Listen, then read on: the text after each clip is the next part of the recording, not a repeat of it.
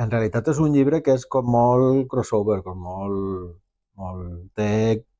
Té una primera part que sí que pretén captar l'atenció dels joves, té certs codis d'institut, del personatge, que és un adolescent i tal, però a partir de cert moment, i això és una cosa que he parlat amb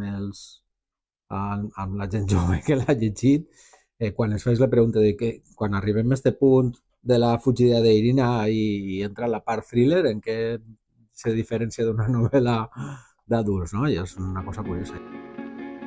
És una cosa que també he parlat amb els alumnes i al final jo us dic que no s'ho creureu, però jo també he sigut adolescent. I a grans trets no hi ha tanta diferència entre la seva adolescència i la nostra.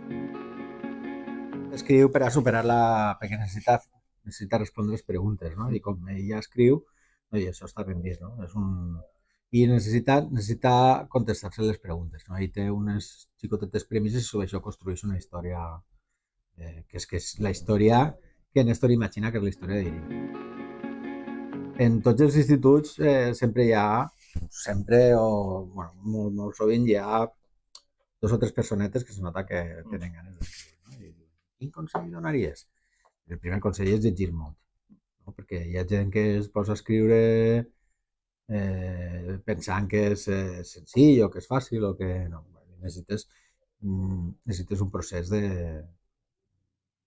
maduració i de lectures i d'experiències, que això és una altra cosa. En aquesta construcció hi ha una cosa interessant que és plantejar-los als alumnes o als lectors què han entès sobre això, que forma part de la ficció, internament que forma part de la ficció interna i que forma part de la realitat interna del llibre.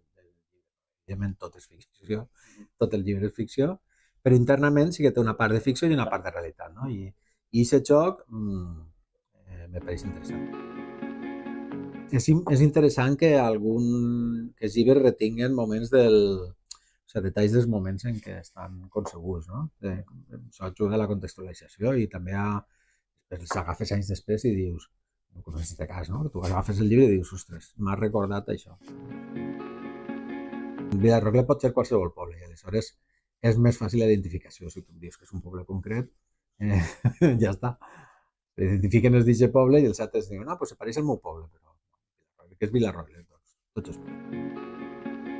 És una reivindicació de la figura del professor, que bueno, en el meu cas va ser un professor, un mestre que vaig tindre en 8è de GB, no? És d'aquells que te diuen, fas un primer conte i te diuen, ostres, això podria... I després des que t'ensenyen la literatura. I te l'ensenyen bé i te la fan interessant i fan que se te desperta alguna cosa a l'interior, no? Els professors que et descobreixen a Rodoreda, a Esteller... Els adolescents tenen una cosa que no tenen els adults, és que no se tallen, no? I això m'ha ajudat al llarg d'aquest temps a identificar millor les mancances o les deficiències que té la novel·la que les té, no? I vaig, això és superinteressant, no? I també com hem evolucionat al llarg del temps, no? Per exemple, com la mirada sobre un personatge rus no és la mateixa que fa que al principi de la novel·la, no? I la mirada sobre el conflicte familiar també és diferent, no? I cada generació va traient les seues pròpies conclusions i és interessant. L'anècdota top, jo crec que és la de una xiqueta que me va enviar un missatge després d'una de les xerrades. Diu, he llegit Anna Karenina. Diu, uau, que bé.